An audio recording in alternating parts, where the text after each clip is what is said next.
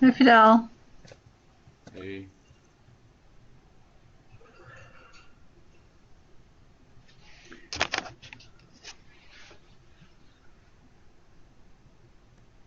Julie was on too, but I don't know where she is.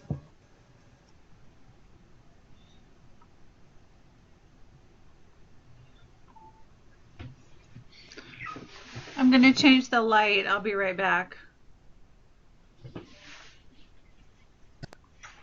Um, David, I'm recording, or I have a review session going on the computer. I just want to let you know that.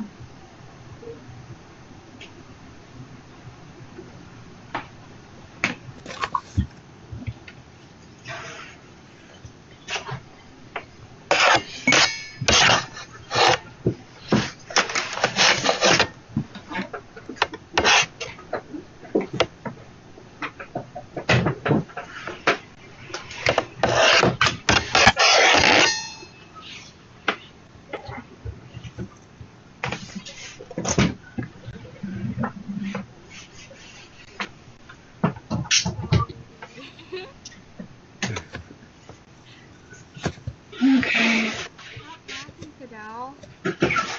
Hi, guys. Hi, Miss Mac. Can everybody hear? Yeah. Yeah. Okay. Um, Joe asked me to record this because he has to work until 9. So I'm recording this. Okay. So I wanted to let you know that. And then if you know of anybody else that wants to review with it, if we can find it after we record it, it'll help them. Okay, do you guys have questions? What is going on the test? Pardon me? What is going to be on the test? Did you take down the Unit 5 review topics, Julie? Not yet. I'll do it Okay, right now. that was something I shared in class the other day. And we can go over that list if you want to do that. The first thing is the atomic model. So what makes up an atom and what is the structure of solids and liquids and gases like on the atomic level? Is my bird making too much noise? You have a Kind bird? of. Yeah, I'm going to move him out of here. Do you want to see him? Yeah. He's back. He's right back there. He's kind of lonely sometimes, so he's really excited that someone's actually in here with him, I think. And then he chirps a lot. So I will move him out of here.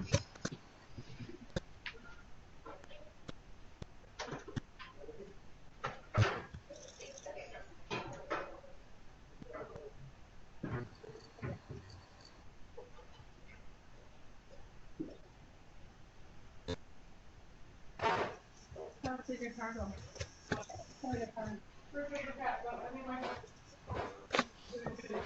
Yeah, we'll take it in tomorrow.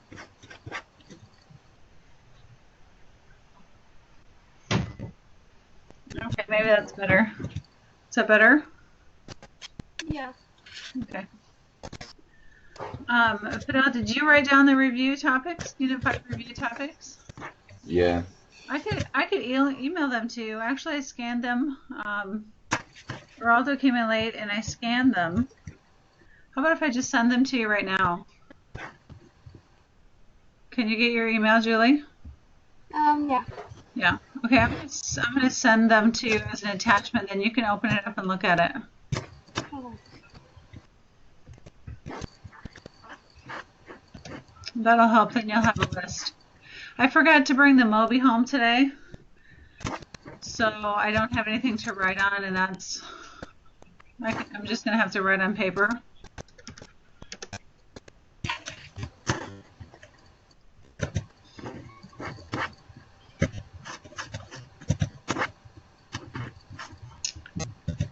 don't remember where I put it.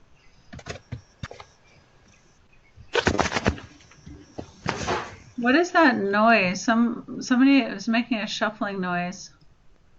Maybe it's interference with your microphone. Do you With still hear it mine? now? It's not happening now. Oh, okay. It might be my mom. I think I'm gonna move. So I don't know, somewhere quieter. Miss Nash, did you see the assembly today? I did. Did you totally think about physics? Yes! I was gonna tell you that. I was like, oh, why am I thinking about physics right now? Like, I couldn't stop. It was weird. Yeah. We're studying energy in physics 1. Mm. So it was like a total intro bell ringer review for their test. Okay, here it is. I'm going to send it to you now.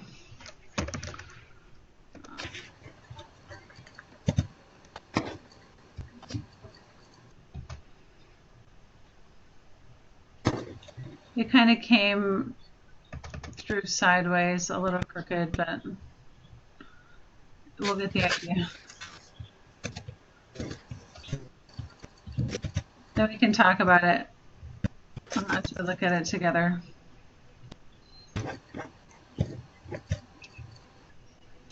Let's see.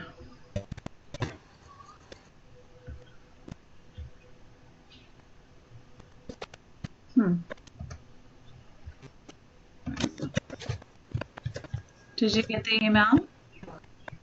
Mm-hmm. Okay. I'm going to share my screen too that has it on. And that'll help. So.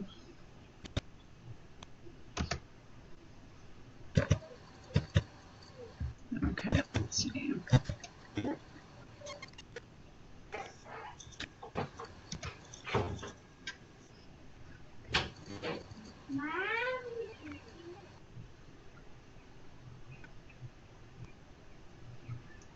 Okay. So instead of seeing me, you should see my screen. Do you see the screen that says Unified Review on it? Yeah. Okay. Okay. So the atomic model. Is Julie back? Julie, are you there?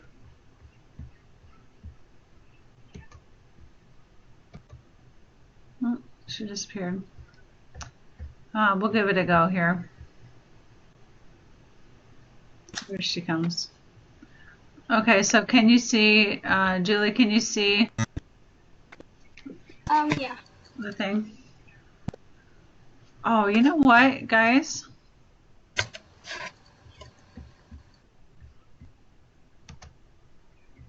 I wonder if I'm in the link meeting or if I just saw Fidel pop up. People will be able to find us anyway. Okay.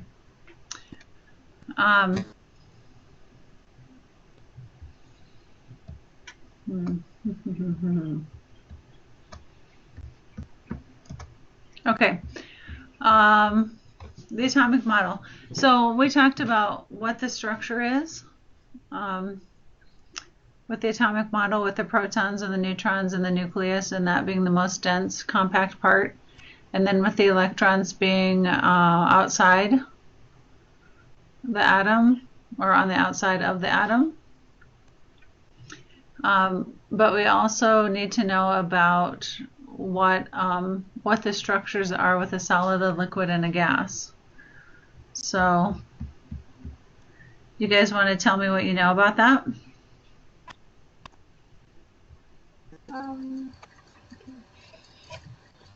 Fidel, you go first. Okay. Well, in solids, the atoms are closer together, Hmm. and more compressed, and in liquid gases they're um, spread out farther. Hmm. And Julie, what do you know? Um, I don't know. I took notes on them, but like I didn't really understand it that much. Let's think about how when we talk about the atoms are far apart. And Fidel, you mentioned this that they're further apart in liquids than they are in solids, and that's true. But if we compared how much further apart they get with gases, it's a lot further apart because gases are compressible. So if you had to imagine a container with a gas in it, there would be a lot of empty space, where with liquids, they would all actually be touching, just not as orderly. Like if you thought about the marching band, when the marching band marches in a parade formation, they're all Hmm. very square, all following each other and in a really set pattern. Um, and if you just, that would be solids, but liquids, they would be close together but just not in an orderly pattern. And then gases, they would be really spaced far apart. So and we looked at gases being so far apart. We can prove that because we take a gas and we squish it down, and we change the pressure, we change the volume, and we can adjust pressure and volume and temperature with gases, and we don't do that with solids or liquids. Does that make Hmm. sense? Yeah. Okay.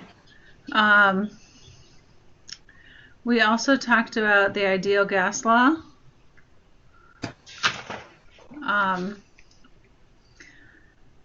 can you guys, what are you seeing? Are you seeing your own pictures, or are you seeing that review? I'm seeing like your screen with a review and um us like Hmm. you, me, and Fidel like Oh, on top. okay. So if I did this like that, then you can see the review also. Oh yeah, that's much Yeah. better. Okay, let's do that. Actually, I'm just going to minimize. Well, I really like to see what you're. No, full screen. Let's see if I can just make you smaller. There we go. No, let's move you over here so I can just see you. Okay. Ideal gas law. PV equals nRT. You know what each stands for, and you know the labels of each, and you know how to convert in temperatures with Celsius to Kelvin, always using Kelvin. Why do we always use Kelvin? Isn't it because it's like something to do with the zero? Like you can't have the temperature be negative. That's right. Yeah, because a temperature matches with the volume and a pressure, doesn't it? And so if temperature was negative, then it would be impossible to talk about Hmm. pressure and volume being positive if it's negative. They all have to be able to expand or increase in the positive way. So um, let's see. So let's do a little bit of ratio thinking. If I had, let's say I had a gallon milk jug and it was made out of something that I could squish or stretch, and let's say I doubled the temperature of the milk jug, the molecules inside the milk jug, what would happen to the pressure and the volume? No, let's get the pressure the same. What would happen to the volume if we kept the pressure the same and increased or doubled the temperature? Let's say that. What do you think would happen? Um, volume would double. Volume would double as well, exactly. If you think about the temperature going up, those are going to be faster molecules with more collisions. And if you're going to keep the pressure the same, you have to make the space bigger to accommodate the higher temperature. What if you took the volume in half? So you take the milk jug size and you squeeze it down to half a milk jug size. What would happen if you had to keep the temperature the same? What would you do to the pressure? Double the pressure. Yeah. So the pressure would go up, wouldn't it? Does that make sense? I'm just like doing like a ratio of both. Yeah, great. And in those cases, we're usually leaving one constant. But what you can do is, let's say you're asked to change two of them.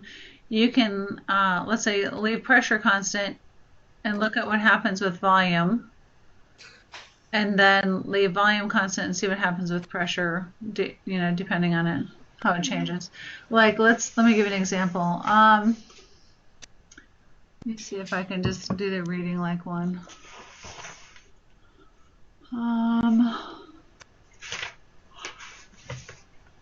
Some of the problem, and I think that this is maybe not necessarily a problem, but this might be a challenge for you guys and for everybody that ever takes a class.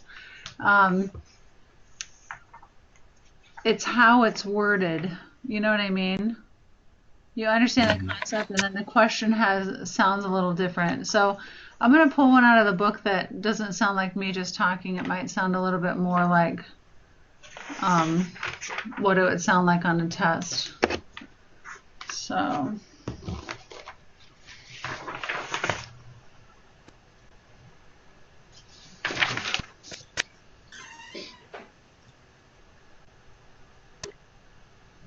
okay, here we go.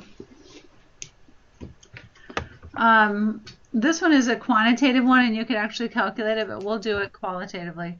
Suppose you inflate your car tires to 35 pounds per square inch on a 20°C day. Later, the temperature drops. This is happening to our car tires right now, right? When it gets really, really cold. What happens to the pressure in your tires when the temperature drops?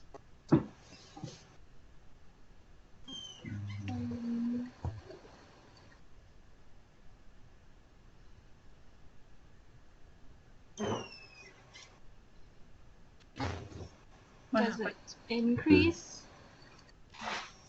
If the temperature goes down, then the pressure has to go down too. Oh, okay. When you look at this equation that I'm pointing to on the screen, these are directly related, aren't they? Because if the pressure goes up, then the temperature goes up. If the temperature goes down, the pressure goes down. But pressure and volume are inversely related. If the pressure goes up, the volume has to go down. Does that make sense, Julie? Yeah. Okay. And you can always run it through a formula and put fake numbers in there, like Julie, just like it's 1, 1, and 1 to begin with, and then if you double one of the variables, what happens to the evidence?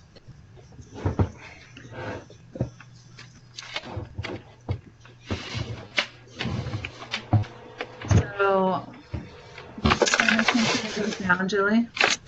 Yeah. Okay. Hey, Fidel, do you want to shut your microphone off, maybe? There we go. I think he was moving or something. Okay. There he goes again. Fidel, where are you? I moved. Oh, you moved. Okay, that's Sorry. That's okay. We thought we heard you moving. Let's go on our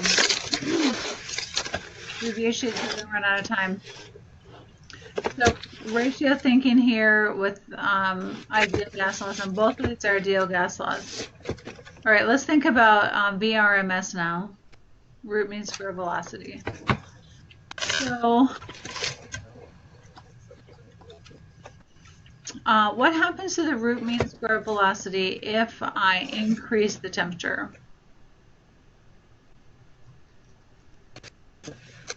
It should increase. Does it get bigger? That's right, it should increase. So, and let's say that I doubled it.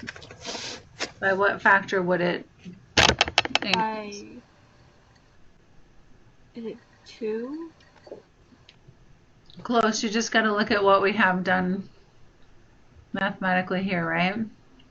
Square root of 2, right, Julie? Mhm. Okay, what about, Oh. Yeah. you see that? So, and you can put a 1 in there where temperature is, and then try it again and put a 2 in there, and what you would get is an increase of the square root of 2. Mhm. What about a bigger molecule? What happens if I have a bigger molecule?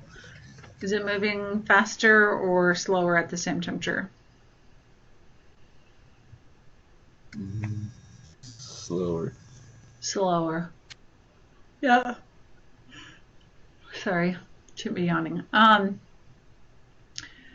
So given the same temperature and the same conditions, if you had a bigger molecule, it would not have to move as fast to have the same root mean square velocity. Um,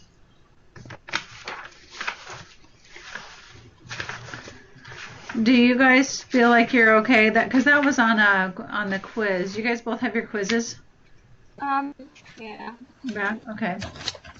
That's a sample problem, just like what you might see on a test.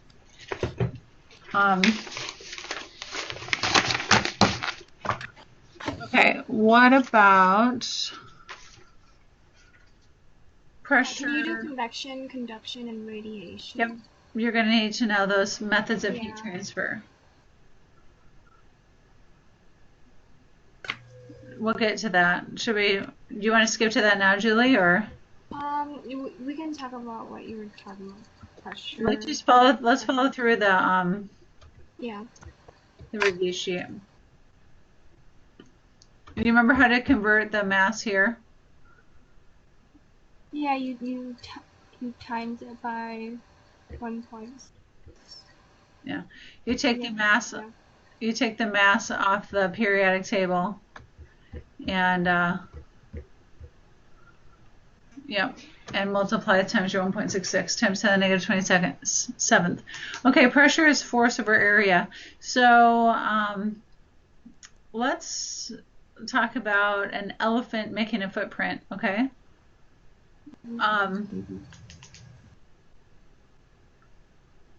If an elephant lifts 2 of its legs and stands on in just 2 feet, what is changing about the pressure equation? The area. The area. Is the weight of the elephant any different? No different, is it? But the area gets smaller, doesn't it? And that's a direct relationship. If you have half of the area, you get double the pressure.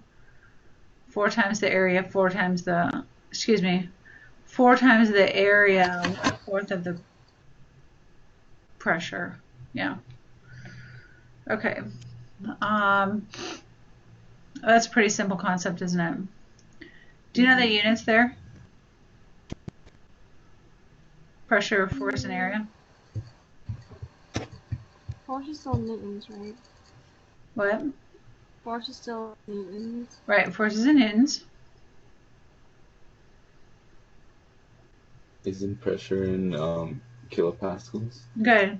Pressures in kilopascals. And so kilopascal could be converted technically to whatever makes up this formula, right? So newtons over, and if you want to find the area, let's say we want to find the area of this rectangle on the desktop, you take the length times the width. So that would be like meters squared, wouldn't it? So Newton meter squared can be converted to kilopascals and pascals and atmospheres. All those things are labels for pressure. All right, ideal gas processes. I'm just going to show you a page on my textbook on the camera. I don't know. Actually, let me do this. Not that anymore. Shoot.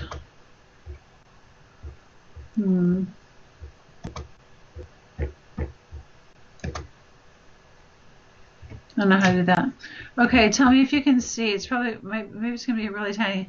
What I'm going to try and do is not be the presenter. Oh, there we go. I got it. I got it. Okay, so now you just see Julie and me and Fidel, right? You guys all see? Is that what you see? Okay, I'm going to hold up my book and show this because there's really not a better way to do this. So these are the graphs. Let me see if I can get them. Oh, that's really tiny. Is it super tiny? Yeah. Do you guys it's have your super books with tiny. you? Oh yeah, I do. Oh, well, there we go. I'll just tell you the What page what number. page is it on? This is at the end of chapter 12, page 396. Fidel, can you get to the online text? I'm gonna go get my book. Okay, we'll wait for you.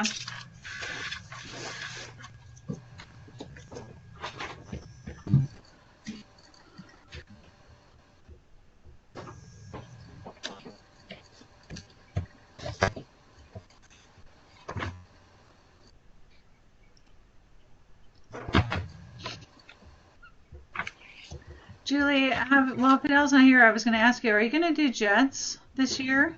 No, I don't think so. You're not? No, when is it though? We're going to have a practice this Sunday from 2 to 4 at West High. I don't really know what JETS is. Like, is it just like a test that you take or something? It's a competition where we go against other schools. Mm-hmm. Talk about it at school sometime. You'd be really good. It'd be really good experience for you when you go to college. Like, does everyone who joined go or do you get selected? At this point, well, you would get selected, Julie. I'm just going to tell you that because you're awesome. If you wanted to do it, you'd be on the team. Okay. Some people that may be sophomores or even juniors. I don't think any juniors will not be able to do it, but yeah. We want to get the best teams possible, so you should think about it if it fits in your schedule. Like, what do you do in JETS though? We have 8 topics on the test, and then everyone will pick one topic and research it, and then you would answer questions on the test about your topic. Oh. And there's all kinds of topics. This one is about urban design, basically. But there's like things like designing green space and delivering electricity and water consumption. And so anyway, think about it, and then I can show you the specific problem statements and stuff that you might want to study. Okay. I think I'll talk more about this tomorrow. I'm sorry, what? I think I'll talk more about this tomorrow. Give them Okay. That's interesting, kind of. Yeah. Yeah, that'd be great. Remind me if I forget. Okay. Okay.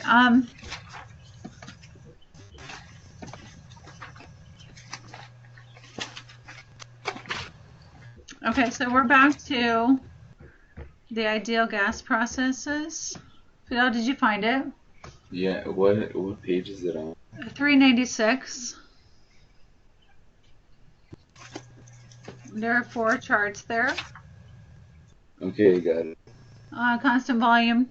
It's a pressure versus volume graph. Constant volume, constant pressure, constant temperature, and then adiabatic is what they're called. So those tell you about different ways that you can change the conditions of a gas. You would need to know if you saw the graph what kind of process it was.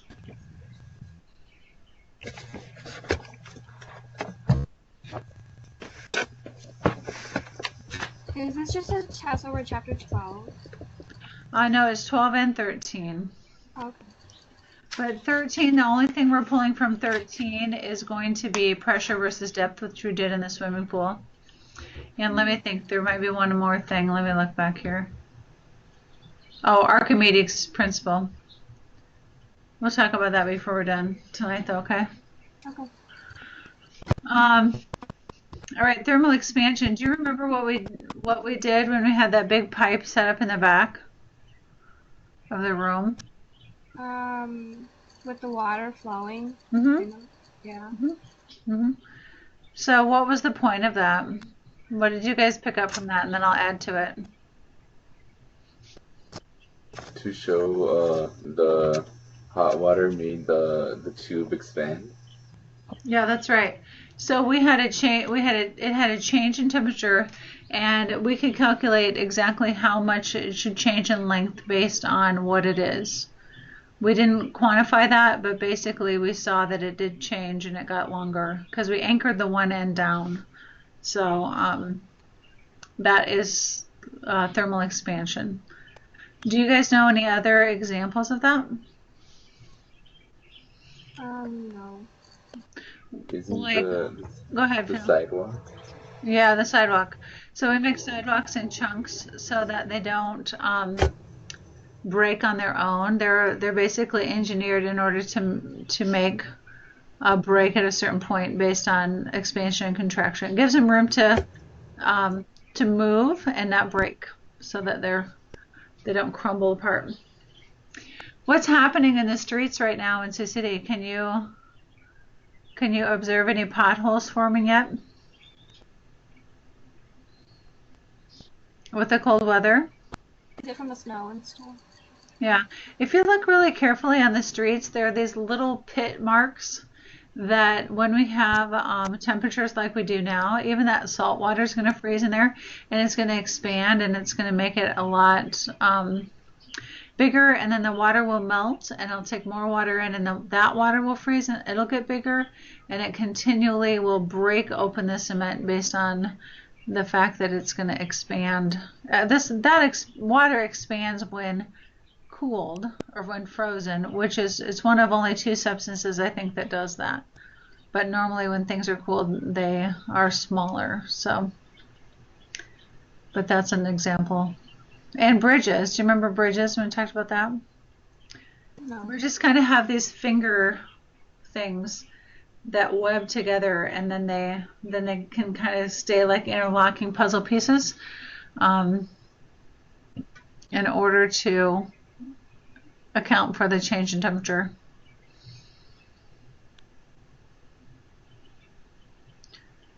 You taking notes, Julie? Yes. Good for you. You're such a good student.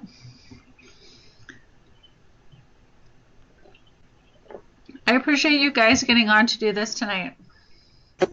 Good for you.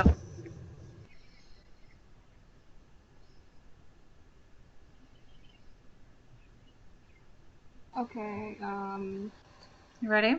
Heat transfer now. Yeah, heat transfer. Okay, there's three of them and three of us, so each one of us should explain one of them, right? I call radiation.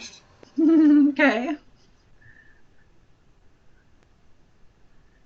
I'll let you take your pick, Fidel.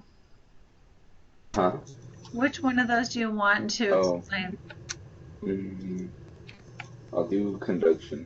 Okay. You want to go first, since that's always the first one we talk about? Sure. Conduction's the transfer of heat when the objects are touching, and it's like the heat transfers from something hotter to something colder. That's right. Good. An analogy for that would be like if you had a sample of ping pong balls bouncing around. Let's say they were motorized and they could bounce around and bounce off the walls and fly off the walls, and you put other molecules in there, they would transfer some of their energy to, or not molecules, but other ping pong balls in there. They would bounce off the other ping pong balls and make them speed up too. So let's say you have it like you have a spoon sitting, a metal spoon sitting in a pan, a hot pan on the stove, and the metal spoon gets faster because the molecules in the pan have run into the molecules in the spoon and sped them up by touching. They actually. Can you give me an example of the cooking marshmallow on the metal rod, like that we had in the quiz? Like, cause I got that question wrong. Yeah. The convection and stuff. Let's talk about it. So if you had a metal rod that was in the fire flame, the molecules in the metal rod would be speeding up, and they would actually run into the molecules of the marshmallow, and the molecules in the marshmallow would speed up as well. So it takes contact for that to happen. It's physically running into each other, one molecule running into another molecule. Does that make sense? Mm-hmm. Okay, so, and then I guess convection would have been mine, right? To explain, and then you're going to do radiation. So if I hold a marshmallow way above the flame, not in the flame, but above the flame, there's a lot of hot air that's going above. Let's say I held it 5 feet above the flame, the bonfire. That would be totally different than holding it 5 feet to the side of the bonfire, wouldn't it? Because the hot air is not rising and going above the fire. Even a candle at your house, if a candle is on fire and you hold your hand above it, the hot air is totally going up, where you could hold your hand to the side of a candle and not have an effect at all. And that's convection. Convection is defined technically as a fluid that's moving because of density. Okay. And you have low density air rising and you have high density air falling, like in a lava lamp. Not just air too, it could be liquids.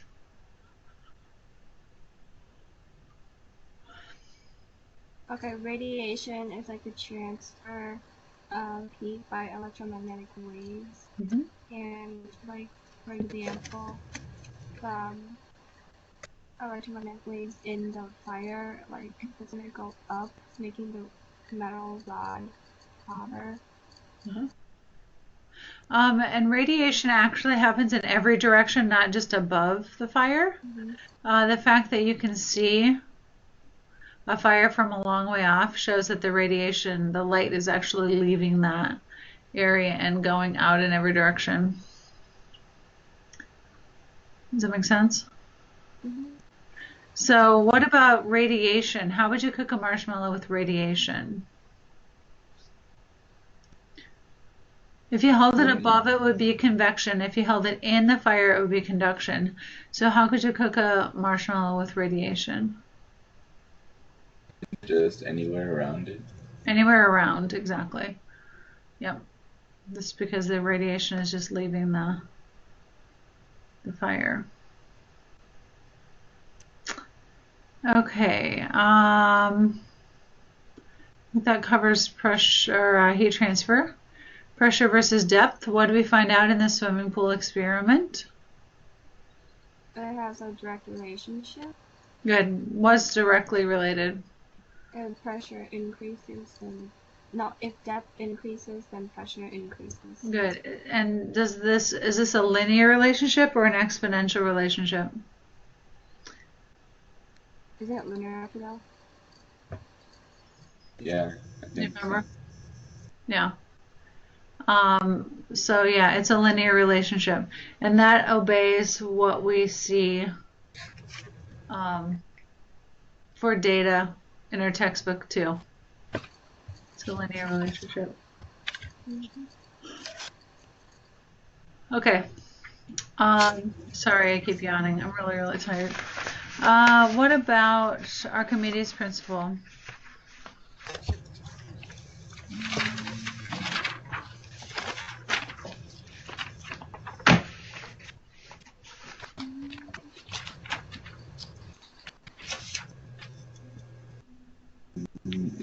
it's about whether or not something will sink or float. It's whether or not something will sink or float.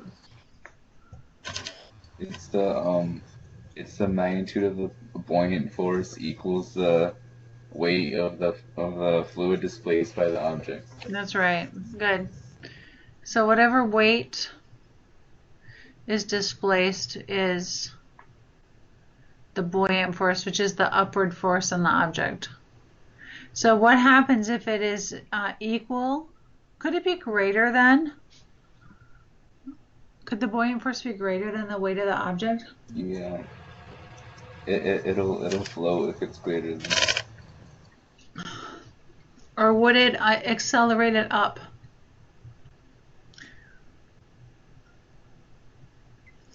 Let's think about a free body diagram for a second. I'm gonna, I know this is not a very good method, but can you see that or not? Yeah. Okay. Down, up, left, right. Where should I hold it? Right there. Okay. So if I said that the buoyant force was greater, there would be a net force, right? Mm-hmm. What do net forces cause? Acceleration? That's right, acceleration. So, okay, let's think of this thing. You tried this, I'm sure, sometime when you were a little kid. Take a ball and hold it at the bottom of the swimming pool, right? Oh, yeah. What happens? It goes up. It shoots out, doesn't it? Now, if we just let it sit and float, what happens to the automatically to the buoyant force and the weight? Well, equalizes. They're equal, and equal is enough to make it float, isn't it? Mm-hmm. And that's what, okay, so when you had your boat, your homemade boat with your pennies in it, you put pennies in and it moved some water, and that little bit of water, the weight of that water was equal to the weight of the boat, wasn't it? The boat and the penny, or the washers. And then it sunk down a little bit more. And if you would have taken that little bit more volume and put it on a scale, it would have weighed the same as one washer or however many you added in. So the weight of the water displaced is equal to the buoyant force. And if something's floating, then the weight and the buoyant force are equal. Okay. Okay. So is that it for the... Is that basically everything? That's everything. Okay. That's everything. And let's look at what you would... The only things that would be problems, this is a lot of concepts, you guys. The only problems really are here and here. Even pressure equals force over area is conceptual. So just the ideal gas law and the V equals RMS. And you had some of those already in Chapter 12 quiz. You guys have your workbooks with you? I don't think I do. No. Or just even working some problems from the end of the chapter would be good. Okay. Like, I'm just like scared of like the questions, like the word questions that are gonna be asked, like if they're in any.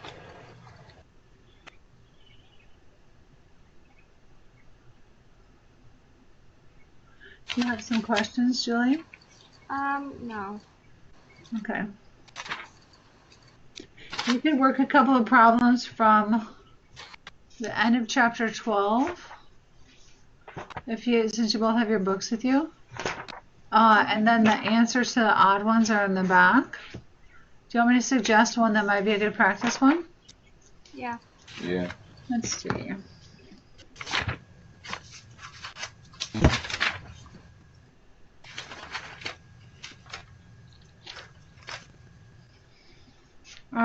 Okay, page 399, number 16. I'm going to shoot you the answer to that too. Oh, 16, 17, 19 would be good. 17 and 19 are in the back of the chapter though, so let's see. Let me just do 16 real quick.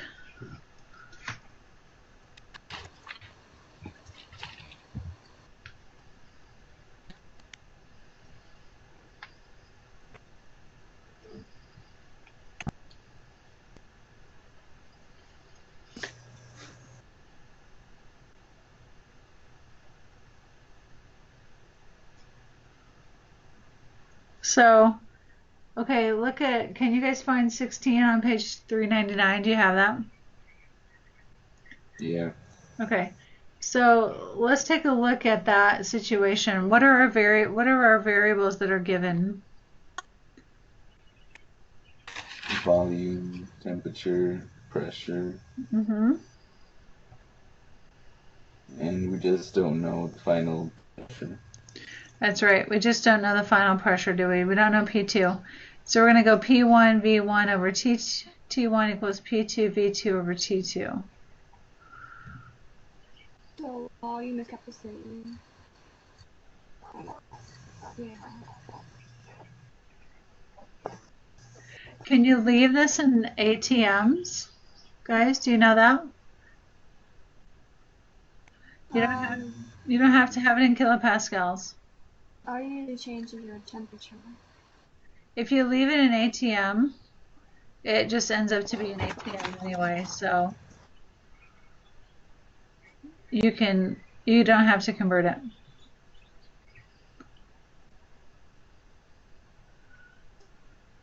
Let me see.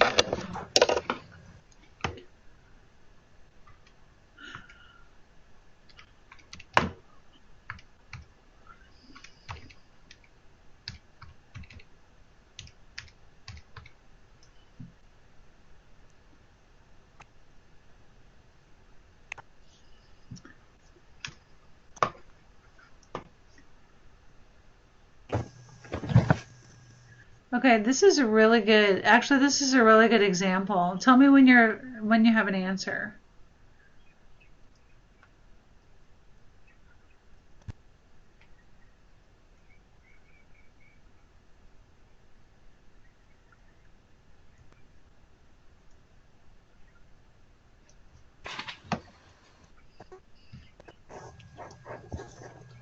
Wow, I was looking at the wrong problem. Oh my gosh. What are they talking about? Okay. You're looking at 16 on page 399 now? Yeah, I was looking at it on 397 and I was like, wait, why is she talking about 18? Okay. Okay.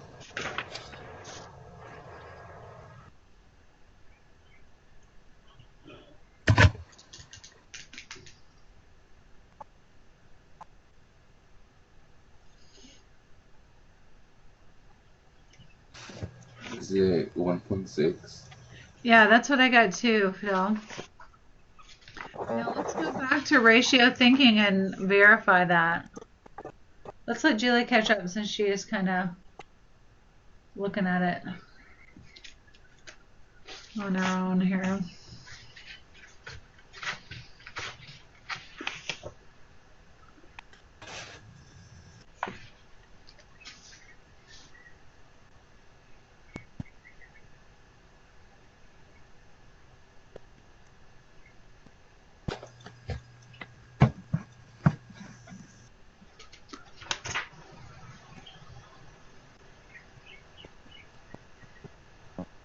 Julie, did you? I got 1.6. Okay.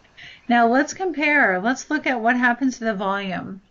What did the volume do from beginning to end? Increased by 3. Yeah, increased by 3. So that means By- that what should happen to pressure if you increase the volume? It decreases. It should decrease by 1/3, right? And what happens to the temperature? It increased by 300. It doubled it. times 2. So what does that do to the pressure? The temperature gets hotter. What happens to pressure? It has to increase. It has to increase. And if temperature doubled, the pressure would double as well. They're directly related. So our answer, our pressure value should be doubled because temperature doubled and 1/3 because volume tripled. So see if you can take 2.4 times 2/3 and get the right answer.